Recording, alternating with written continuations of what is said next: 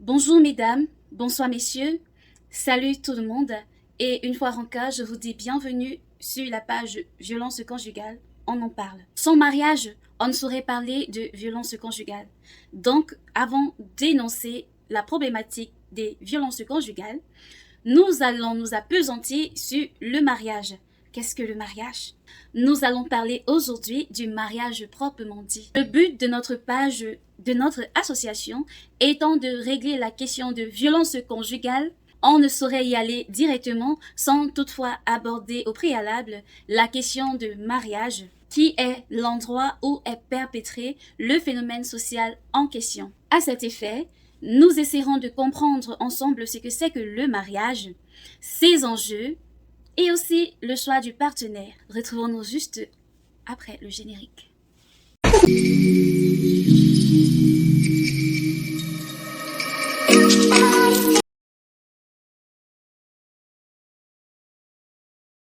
Au sens littéraire de la chose, le mariage est une union entre un homme et une femme.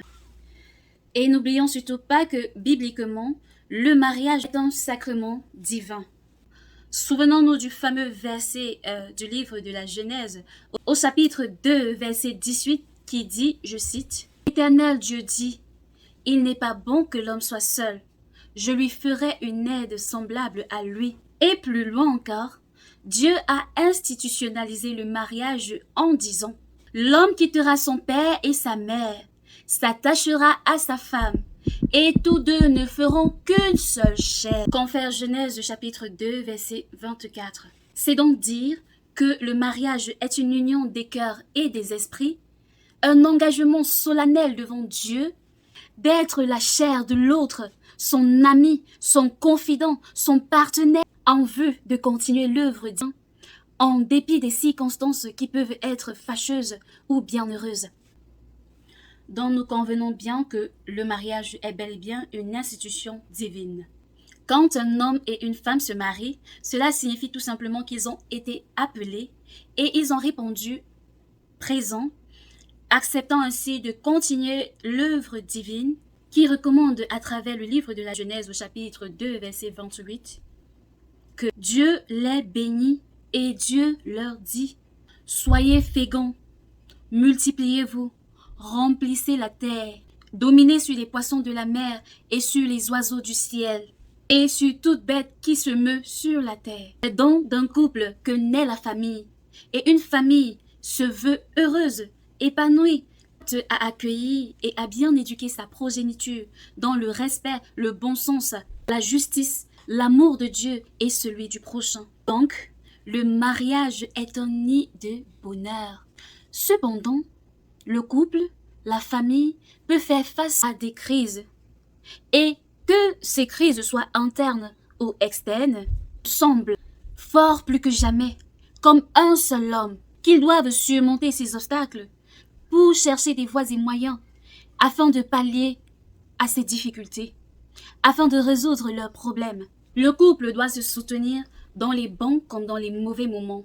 Peu importe si c'est la maladie, si c'est la pauvreté, si c'est la chute des activités ou tout autre problème, le couple doit pouvoir en venir à bout pour régler et surmonter ces difficultés. Souvenons-nous de l'hymne dédié à l'amour, hymne de Saint Paul dans sa première lettre aux Corinthiens, au chapitre 13, versets 4 à 8, où il dit « L'amour est patient, il est bonté, l'amour n'est pas envieux, l'amour ne se vante pas, il ne s'enfle pas d'orgueil, il ne fait rien de malhonnête, il ne cherche pas son intérêt, il ne s'irrite pas, il ne soupçonne pas le mal, il ne se réjouit pas de l'injustice, mais il croit en tout, espère tout, supporte tout.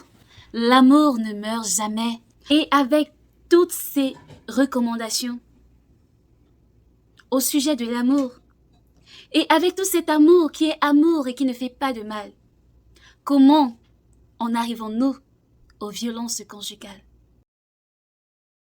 Le mariage n'étant ni une blague, ni un jeu, ni un test, le choix du partenaire est très important. Quant aux enjeux, l'acceptation du partenaire doit se faire avec munitie orienté par la prière, le discernement et déterminé par le comportement. La période de fiançailles est très importante, est capitale pour étudier son partenaire, pour pouvoir déceler ses défauts, améliorer ses imperfections, ou alors voir si on est capable de le supporter ou de la supporter sur le long terme, c'est-à-dire jusqu'à ce que la mort nous sépare. Tel n'est plus le cas de nos jours, car de nos jours, le vrai sens du mariage est biaisé et son intégrité est ternie. Le mariage, ce mot mélioratif, censé unir et entretenir, est aujourd'hui vu du mauvais côté. Aucun préalable objectif n'est pris en compte avant le mariage. Les gens se laissent guider par leurs émotions, leurs envies, leurs pulsions instinctogènes, leurs ambitions démesurées et malsaines. Les décisions sont hâtives, les émotions submergent la raison et on confond mariage à essai, test ou coup du roi Péto, on confond coup de foudre à amour, et voilà où le mariage qui est censé être un nid d'amour devient un ring d'adversité, un terrain de combat, un ring de boxe. Et par conséquent, la soumission se transforme en dictature, le respect devient la domination, les droits se transforment en devoirs à sens unique, et là, ça devient un boom. On oublie carrément les règles du mariage, on oublie les engagements que nous avons signés par consentement et dans l'euphorie, et on oublie aussi le verset biblique qui dit « Marie, aimez vos femmes comme le Christ a aimé l'Église et s'est sacrifié pour elle », qu'en fait Éphésiens chapitre 5, verset 25. Et de leur côté, les femmes qui ont oublié que Éphésiens chapitre 5, verset 22 dit ceci. « Femmes, soyez soumises à vos époux comme avec le Christ. » Et tout ceci a une explication. L'explication, simplement, la voici. On se marie pour les avantages. On se marie par convenance de statut social. On se marie par conformisme. On se marie pour sortir de la pauvreté. On se marie pour fuir les préjugés de la société. On se marie pour plaire à la famille. On est forcé de se marier avec un prétendant préalablement choisi par les parents ou bien forcé de l'épouser ou par la pression que les parents exercent sur nous afin que nous quittions leur domicile. On se marie par suivisme pour prouver que on peut aussi. On se marie pour assouvir les fantasmes. On se marie pour solutionner les conditions d'ordre sectaire et diabolique. On se marie pour trouver une nounou, une domestique, soumise et infatigable. On se marie pour espérer une promotion.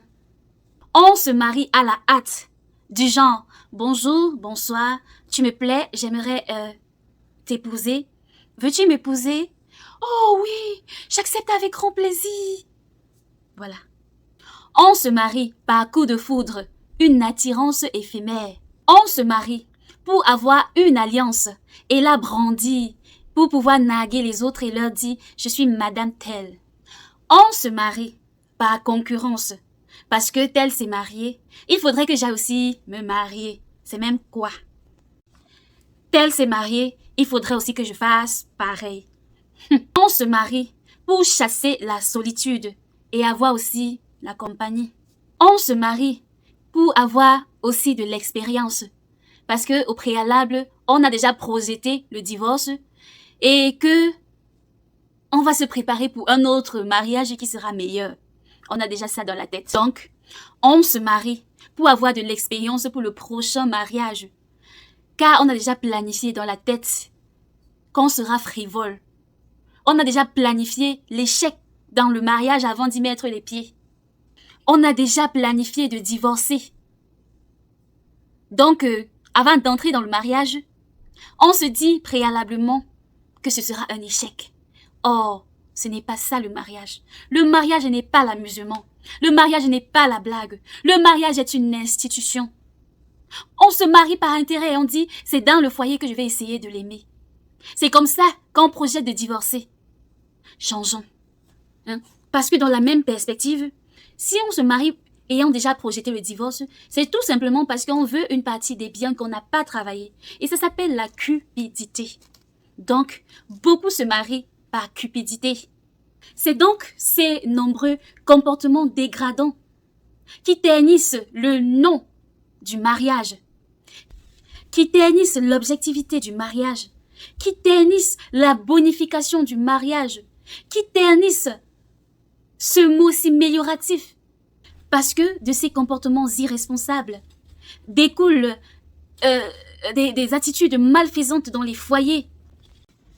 C'est donc de la malfaisance dans certains mariages que beaucoup de personnes réussissent à faire étiqueter le mariage dans le mauvais sens. Et pour d'autres, à classifier le mariage comme indésirable. Ceci à cause de nos mauvaises habitudes, à cause des violences conjugales qui constituent le prochain point de notre sensibilisation. Nous vous disons donc au revoir et à la prochaine. Abonnez-vous et soyez actifs. Faites vivre la page, partagez la vidéo afin que virtuellement elle puisse atteindre les extrémités de la terre et interpeller plus d'un. La société se meurt à cause de nos actions mauvaises et plus que jamais, nous avons grand besoin d'éducation pour certains et de rééducation pour d'autres pour en venir à bout de ces nombreux phénomènes qui fragilisent la société et qui consolident le mal-être. Bonsoir et à la prochaine.